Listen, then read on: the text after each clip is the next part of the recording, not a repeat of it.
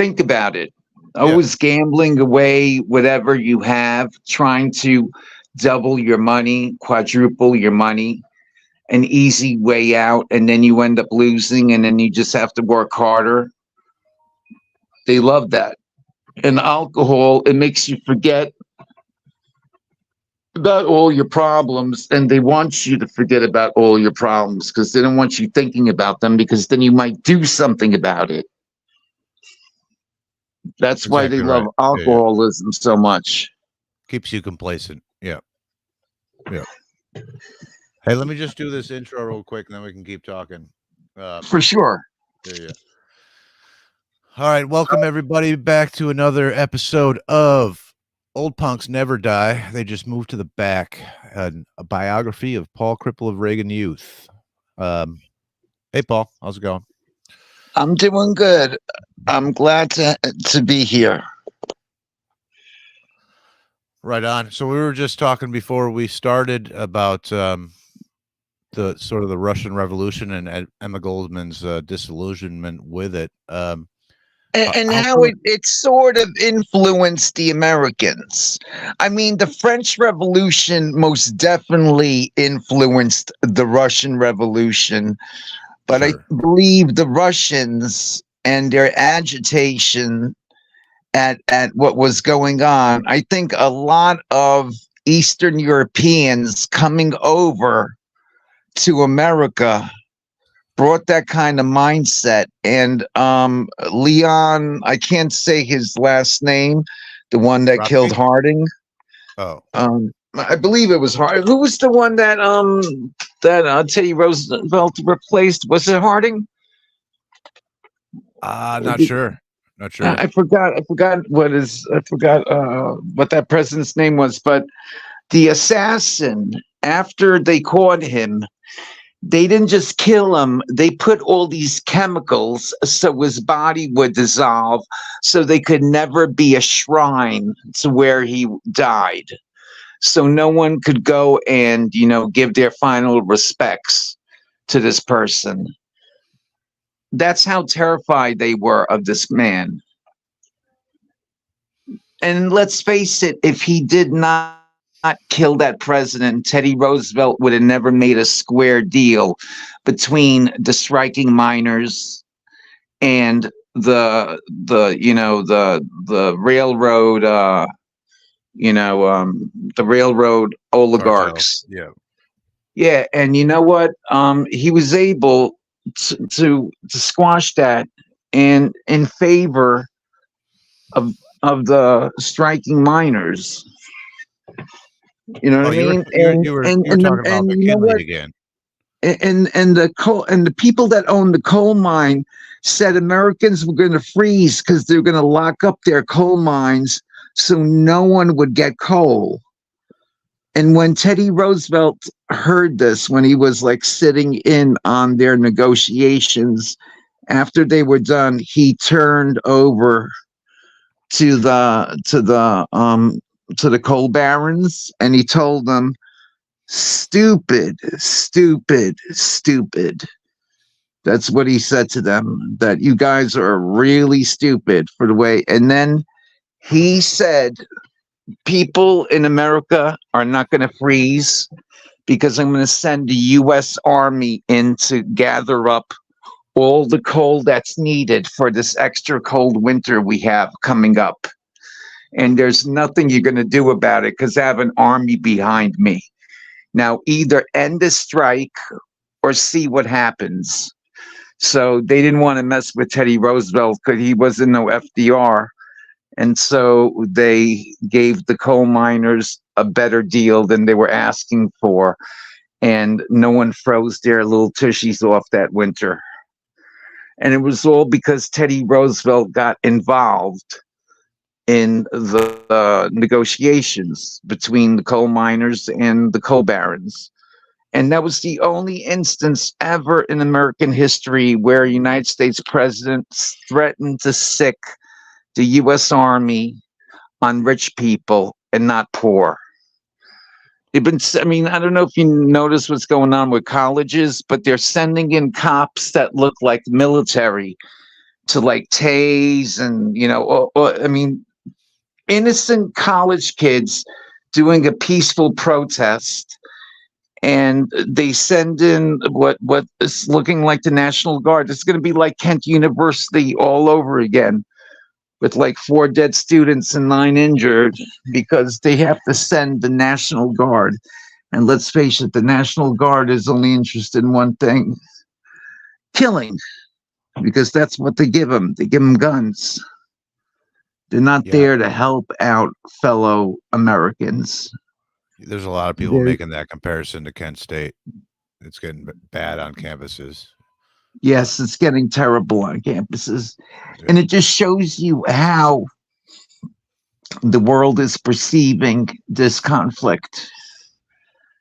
Oh, and you were talking about McKinley again earlier. Oh, McKinley. It's McKinley. Fred, it was McKinley. It was McKinley. Yeah. And the guy that shot him was Leon Conglos. Yeah. See, you would know how to say this better than I. Czolgos. Slogotz. I don't know. That's as good as a guess as I could have come up with. But I believe he was an Eastern European. Yeah, it seems Eastern European. Yep. Yes, and you know what? They could say he was nuts. He was crazy. I say he was crazy as a fox. And his one act changed American politics forever. So I mean, not forever. Now American politics is like embracing fascism, like it's kind of always wanted to in a really hard and heavy way, which is really strange, where college campuses teach you to not be fascist and to notice when fascism is arising. And yet when it does happen smack dab in the middle of your face, they don't want to acknowledge it. I got a cynical take on the Teddy Roosevelt thing, and I think this is in a book by Gabriel Coco called "The Triumph of Conservatism." And yes, he was a radical. He was a radical Marxist back in the day. But Teddy Roosevelt, yeah, he struck at the coal mines, the owners, the right. oligarchs there. But the guy whose pockets Teddy Roosevelt was in was Rockefeller Oil. So it wasn't so much. See, this is the cynical sort of economic warfare take that I and others take. It's not that Roosevelt gave a fucking damn about striking coal miners. It's that it was the oil men making a strike at the coal owners for more dominance over the market in energy. So you think that was Teddy Roosevelt's way of asserting the dominance of gas and oil over coal? Yeah. The Roosevelts were deep in the pockets of the Rockefeller family and Standard Oil and all that whole robber baron era. Delano, Franklin Delano Roosevelt. The Delano was a man who went to China, and in China there was a Chinese man who said he was the second coming of Jesus Christ, and was selling opium at bargain basement prices.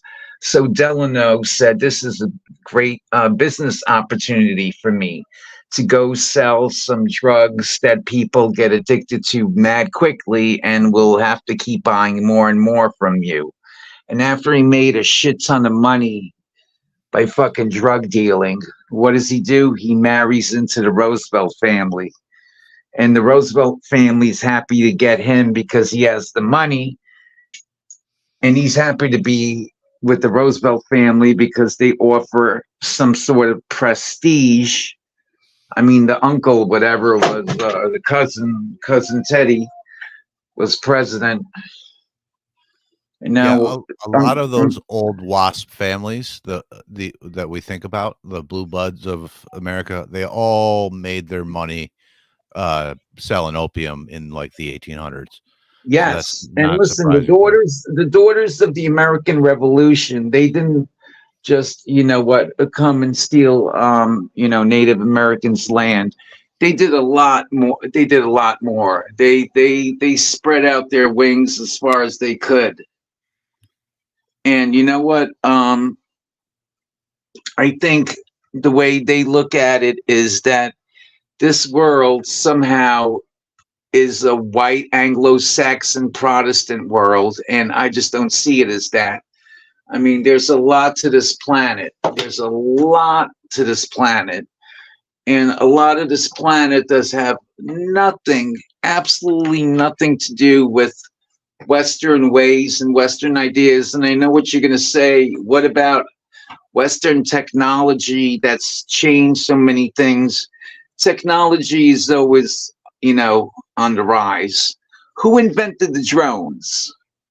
These drones in war. Who invented them? Do you know? I don't know. A Lockheed Martin, maybe. I believe it was. I believe it was the Iranians. Oh, really? The Iranians created the drones, and look, now everyone is using them. And of course, they're selling them because they were the first to make them, and they're really good at them. And so they're selling them to Russia, so they could see how well their drones perform on a real battlefield. And that's basically, you know what? The world is in general is we're always going to spend way more money portraying strength, peace through superior firepower, or any of those things that really don't make sense when you think about it. Like, you know what? Israel had superior firepower than the Palestinians on October 7th. That didn't stop shit. What do you think You about know all what? that? How close are we to a regional or a world war? I don't Regional, I know mean, about in a the war. Middle East. I don't know about a world war, but I think a regional war, they definitely want to spread it out. I think they want to see Lebanon, Jordan involved in it, maybe even Egypt, definitely Iran, which they would like to actually have a full-fledged fight, but only with America backing, because Iran is a country that cannot be how should I put it? It's like Switzerland. It's not built to be invaded. With the way their geography is and the way everything is set up in Iran, it's not one of those countries you just go in and set up an administration and boom, next thing you know, you're in power. Yeah, it'd be It's like way, Afghanistan and Iraq combined, essentially. yeah, it's just way too big and powerful for any country to like consider that. And I like how they made their peace with Russia and Iran and Russia, who I don't think they ever been best buddies, but these days they look at each other like, hey, you don't like the West, we don't like the West, at least we have that in common. You know what I mean? And they Yeah, it's a really, marriage of convenience. Yeah. yeah, marriage of convenience that is very convenient for the Russians right now, especially after America gave Ukraine a shit ton more money just to make sure there's a shit ton more caskets. And it's like really, it's really sad that you have people who have never gotten into a fist fight, into a fist fight. I mean, the most they've ever got into was probably an argument with a neighbor. And they're talking about, hey, let's go kill these animals.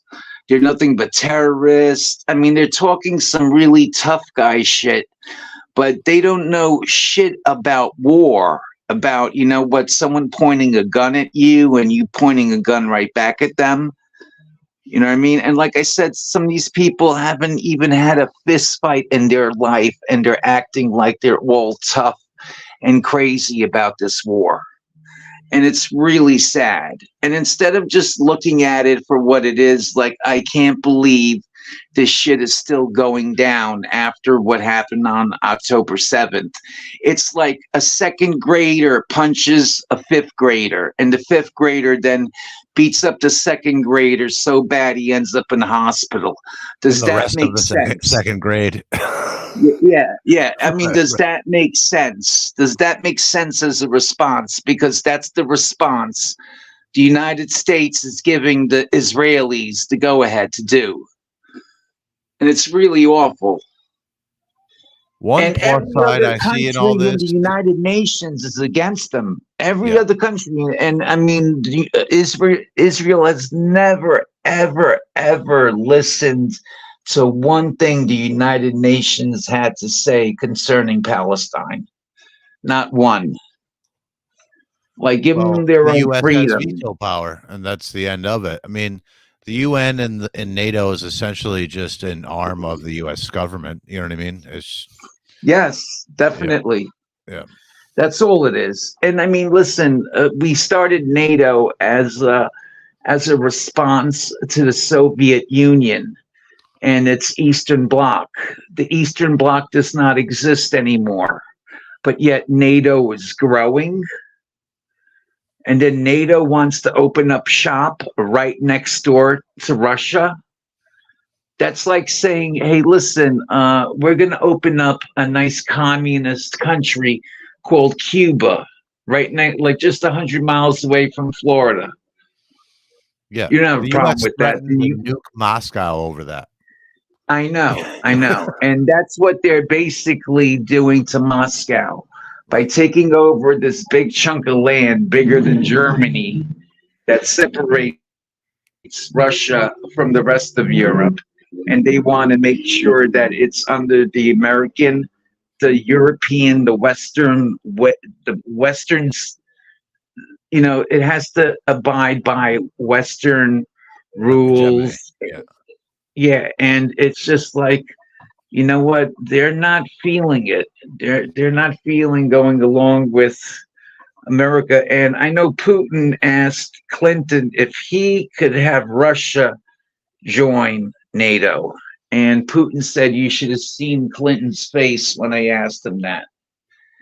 Meaning Clinton probably shit in his pants, like, but then there's no reason to have NATO.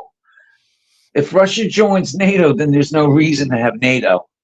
I mean, who are you going to like pick on? Finland, Azerbaijan? I mean, like one of these tiny countries? Come on now. And you know what? The Russians, I'll tell you what, you know who they're really afraid of?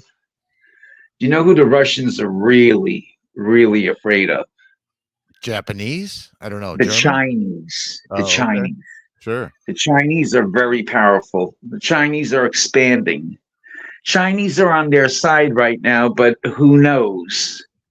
You know how these things play out. But so far, because of Taiwan, they're siding with Russia in this Ukraine conflict. Because if they have a conflict with Taiwan, it's pretty much the same thing. Here we are. Here's the place right next to us, and you want to control it to bring your wicked Western ways to our peaceful Eastern, how should I put their Eastern philosophy of relaxation, or I don't know how else to put it, but they definitely don't just react like Americans. I believe they think about things. Americans just like to react, unfortunately. Yeah. I mean, that's been obvious since at least the last few decades.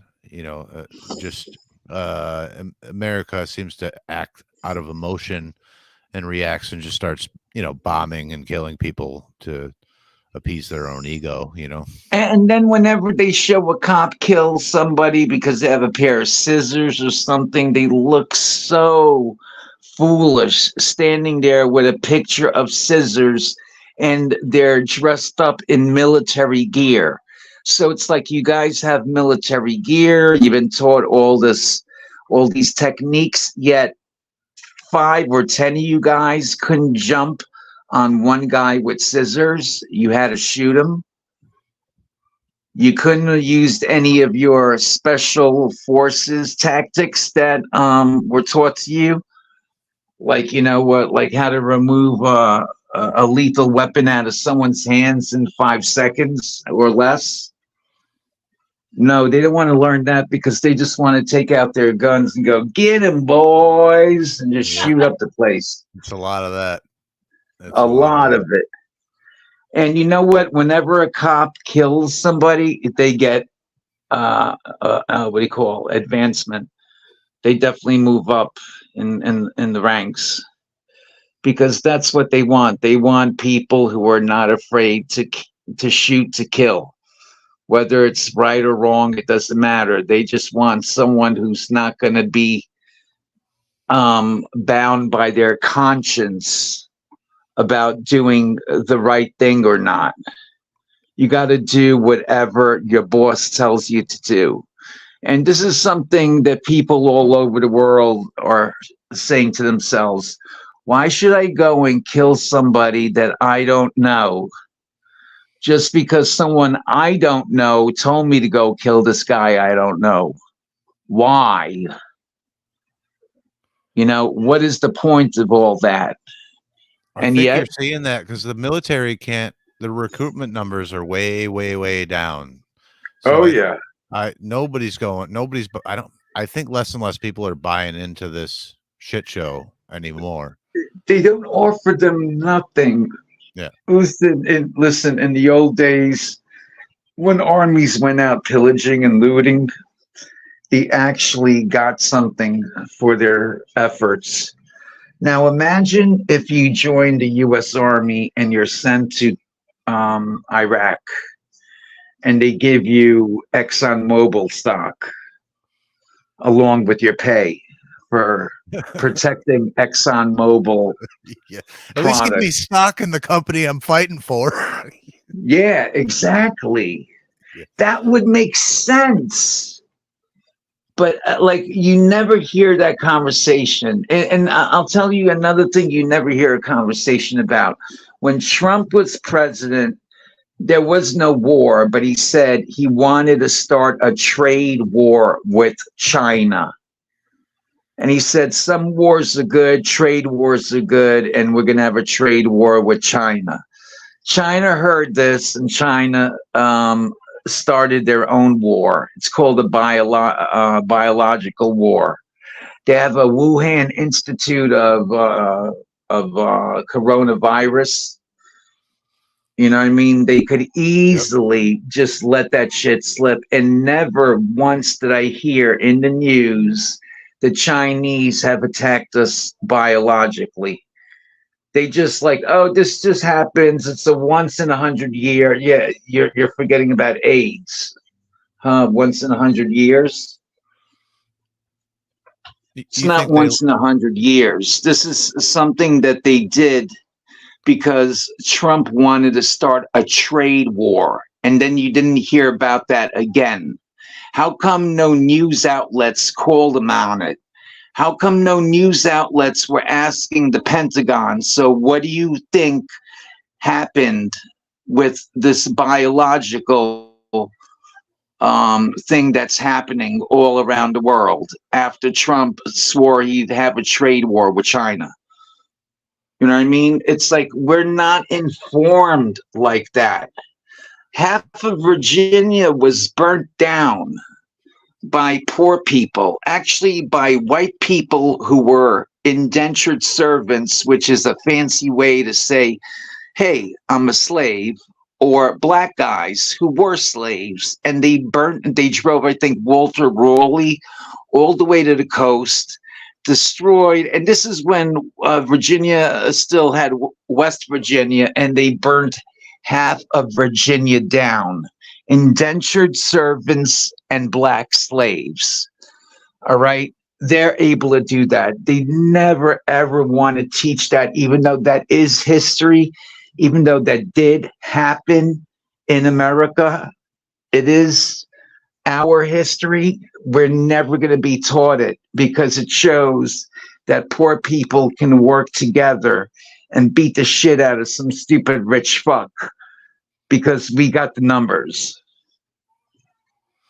Not far from where I am, there's two things that happen.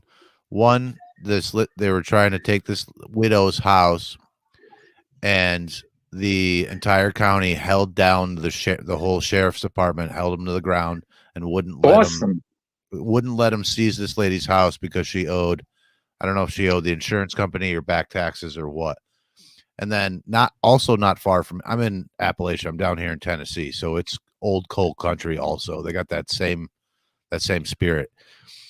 But there was an entire town who was the entire government of this town or county was in bed with the coal companies, and they literally just took over the town, removed all of those people in government, and put in their own people in government because they were all the entire government was just working for the coal companies. So that shit happens all the fucking time around this area. You know what I mean? But no, they're not going to teach you about that in school at all. Exactly. And you know what they don't even teach you, all right, like how to go out there and make money like a ruthless fuck. They don't teach you about mass marketing, multi-level marketing schemes. They don't teach you about things that people do when they're grown up and they're just fucking mooching money off of unfortunate people like army wives, or when they're doing fast fashion and they're telling these women, make sure you spend the money as fast as you get it so everyone could see how great you're living. And then one day they don't have anything to sell anymore and nobody wants their garbage, and next thing you know is they're stuck with a bunch of ugly clothes and they fucking owe more money than they fucking ever made. And that's unfortunately is the American way. If you can outsmart your neighbor, then you're the better man. Or so it seems they want you to believe that. Like Trump is better because when Trump goes into business with people, he always gets the best out of them by cheating them with his lawyers and everything else. And people don't seem to care about that. Like, well, he didn't do it to me. That's Donald Trump. I believe everything he said. Everything Donald Trump has said has been true. Everything. I mean, everything. Yeah, I mean, that's largely a systemic problem. That's how the system's set up, whether it's Trump or fucking anybody else. And it doesn't have to be that way, You know what? Look at our education system. Look how horrid it is. Okay? I mean, when you go to public school, yes, 1 + 1 = 2, 2 × 2 = 4. You know what I mean? Like these simple, starts you off, and next thing you know, you're doing trigonometry and geography and chemistry and physics. And instead of history, you're doing social studies, which I never really understand. Instead of calling it history, they had to call it social studies. And I remember going to college after high school, and I went to public school all my life except for my first 2 years, my first grade and my second grade. I was in Catholic school because my parents didn't trust the public school in the neighborhood I was at. And I liked that Catholic school. I thought it was fun. But then when I moved and the neighborhood got nicer, I went to public school. When I finally graduated high school and I went to college, I was on the dean's list that year. And I transferred to go to St. John's University. And I remember the people at the college was John Jay College of Criminal Justice, asked me, why are you leaving? You made the dean's list. You're doing really good. Why would you leave? And I wanted to say, because all you do is teach white cracker lies. And I'm a, history major, and I'm just hearing white cracker lies. Like one of the things they said was that poor people have never been part of a successful revolution. Now, the way I look at it is the Haitians had a successful revolution, And by poor, I would say they're slaves. And the teacher was like, no, they weren't. I mean, they were slaves, but they were different type of slaves. And I said, you mean like rich slaves and middle class slaves? And people started laughing like a class, but it's like, no, I was trying to like, be serious. And no, I did not use the word white cracker lies while I was in college. I didn't have the balls to say that. I don't know how else to put it, but that's what I was feeling. Like they were teaching me these white cracker lies, so I would believe everything these white waspy Americans want the rest of America to believe in their in their bullshit, in their their such precise bullshit that they like to like make you believe that it's all true. Meanwhile, there's nothing true about it. It's just thievery, flat and simple. Yeah, it's propaganda is what it is. Yeah. What did you go to college for? Criminal justice? No, I went to college to major in history. I wanted to nice. know what happened between man. I wanted to know. Excuse me. I wanted to know of a history that began after 1492. I wanted to know about what actually happened on the rest of the planet, and not just from one skewered point of view way. And I also majored in English literature because my parents came from a different country. They did not speak English as their first language. They spoke fractured English. And I said, I better know how to communicate with this language. And the more I learned about English lit, the more I realized how manipulative and evil this language is. In what way? I'm still 8. I still 8. You know what I mean? Like 8 ATE or EIGHT. You know what I mean? They just have tons of words that are spoken like they're spoken the same way, but spelled completely different.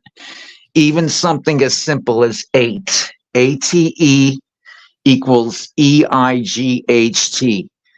Do you know how confusing that shit is to a kid when they're trying to learn this language? And not only that, what about a grown-up who's trying to learn the language and it's his first time in America and he has to deal on some kind of, business deal? How do you think that's going to work out for him? We asked you if you wanted the money, then you should say, no, you don't want the money and we'll give it to you. Or they'll just say like any kind of bullshit just so you could like be confused, like, what the fuck are you talking about? You know what I mean? And they will write these insane contracts where only one paragraph matters. It's like a 500-page paragraph, but only the third paragraph on page 149 is the only thing that actually matters. That's where the whole gist of the agreement goes. And it's like in the old days, you used to see cursive writing, 1 page, 2 pages at most. The Habsburg king here, has won the election and has now become the king of the Holy Roman Empire in the year of our Lord, blah, blah, blah, blah, blah. You know what I mean? Like stuff like that. That's what the church was good for. Clerical shit, writing, math, doing stuff like that. And you know what? Now that everyone knows how to do it, they've taken 1 or 2 pages of contract and turned it into 500 pages of meandering bullshit. because everyone can read, or everyone is given the opportunity to learn how to read. That's exactly it. So now you have to be a special priest class, a lawyer, to actually be able to sift through that bullshit, and they've created an entire job system for themselves by doing that. Of Yeah, course, yeah, yes. yeah. And listen, in the past, you never had that problem because not everyone could read. And you know what's funny? The Hasid, Hasidic Jews, Mm-hmm. they're the Jews with the curls and Yep, the yep, hats.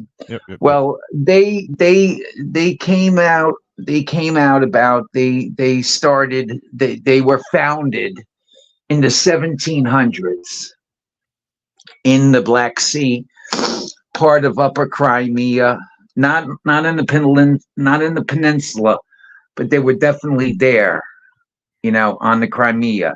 Now, when they got these books, these Jewish guys would pick them up and they would say, I don't know how to read, but I know what that letter. I know that letter. They'd see the letter A and they get all excited and they'd say, I don't know how to read. I don't know how to put words together, but I know how to assign numbers to this letter. And I'm going to give A the value of 400. And then they did the rest with the rest of the alphabet. And that's where they started their whole like the Kabbalah has been around for a while, but the Kabbalah took a weird turn in the 1700s when Jews got all these books and didn't know how to read and started assigning numbers to letters. Like that was a real system, like, that God had, like, left us to figure out through the Bible or something. And the 1700s is like when, right, the year 1776, very important year, not just to Americans, but to the Russians. The Russians took gunpowder weapons, and instead of killing all the natives, they subjugated them to speak Russian. Like we could all speak one language. And Russian is definitely not as confusing as English. It's not so much better, and it's not the best language, but there's still more people speaking Slavic languages on this planet than they are speaking Anglo-Saxon. And that includes, Canada, Australia, Iceland, and Sweden, and Denmark, and all those places. There are more Slavic speaking peoples because of what the Russians did in the East during the Great Steppe. They went and made sure all those indigenous people knew how to talk their own language, but most importantly, knew how to converse in Russian. Because this way, if you can't converse in one language that everyone knows, things are going to get chaotic. And so at least they didn't kill 90% of the indigenous people. They just taught them their language. That's it. Did they kill some people? Of course they did. They had gunpowder weapons. There was no way the locals were able to fight off the Russians. And you know what? Gunpowder weapons changed everything. The East was always invading the West because they were bigger, stronger, had better weapons. But once gunpowder weapons came into play, now was the West that's imposing itself on Eastern values, on Eastern lands. You know what I mean? And this is very, shameful for them. Like, we've been in power for how long? You know what I mean? Like, and we have 100 years of humiliation where we all had to fucking suck dick for fucking opium so we could fucking, make sure the Englishman had enough fucking money to go buy his Tetley's tea. Get the fuck out of here. You know what I mean? And I'm sure there's a lot of people that cannot stand the English and the Americans because of, showing up, speaking this language that is kind of haughty and undignified and not really giving a shit about where you're at, but about how to turn where you're at into a McDonald's. And that's the problem with Americans. You have so many soldiers that wherever they're at, in the middle of Afghanistan, in the middle of Vietnam, they just want to win so they could just open up a McDonald's in that fucking village. And it's true. That's it. That's it right there. Yeah. Yeah. Bro, I'm telling you, you need to do a podcast. Both of you. I'm not even kidding. I'm not even kidding. Even if it's I just love like your once a month. podcast. I love your I know, podcast. but you should do a podcast on straight up like history and world events from like a punk anarchist perspective, and you guys would fucking have a dynamite podcast.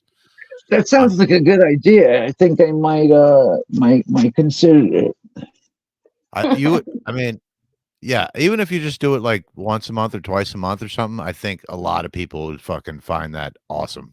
So yeah, because I mean, we're not really taught history here, and history is definitely interesting. History is something that happened and has influenced the world. There was a battle between a Habsburg king and a Czech king called Odoker, I think his name was. And if that battle had gone a different way, Christianity today would look totally different than the way it looks to us right now.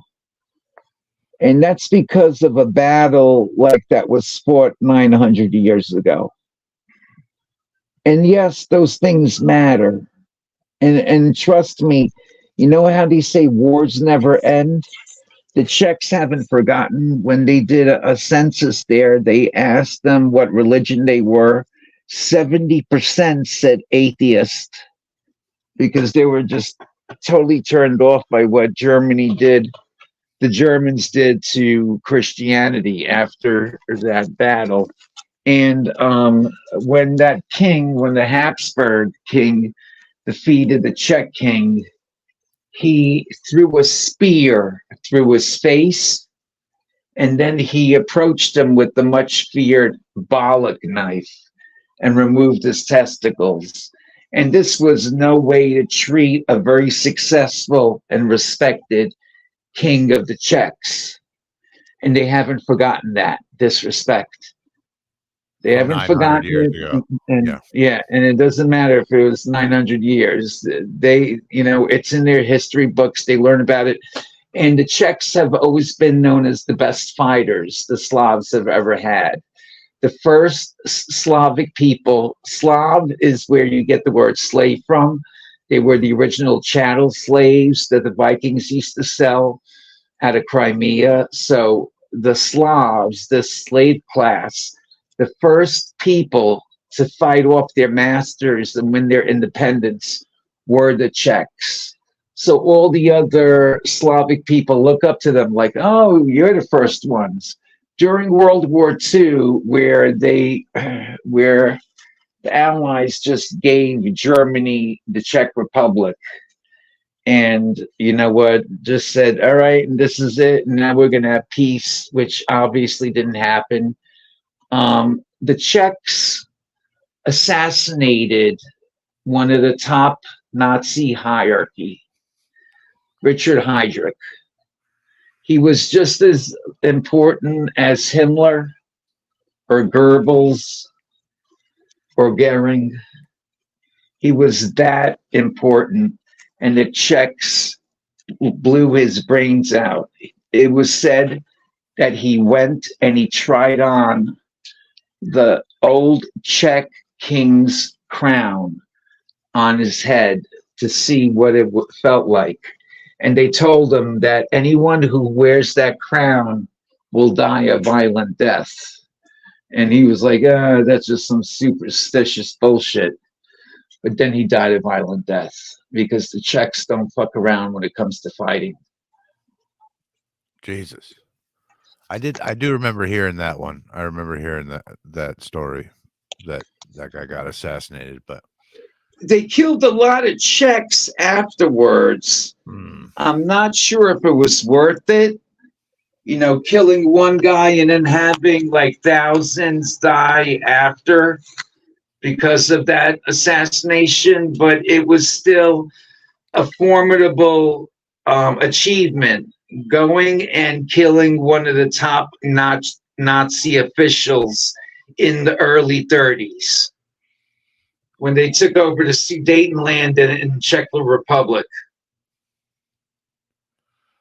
Yeah, that's a lot of balls. Well, hey, we're gonna wrap up soon. I got one question that's kind of off topic for you. So this is a hard segue. What effect do you think punk had on the broader culture, if any? You there, Paul? Ah, shit. Did I lose you?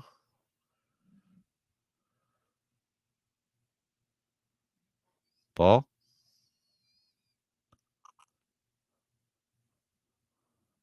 Shit.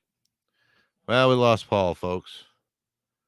I don't know what all you heard, but I guess we'll wrap it up here. Reach out to Paul, try to get him to do a podcast because you've heard this dude. He knows a ton of shit about everything. So we should convince Paul to do a podcast.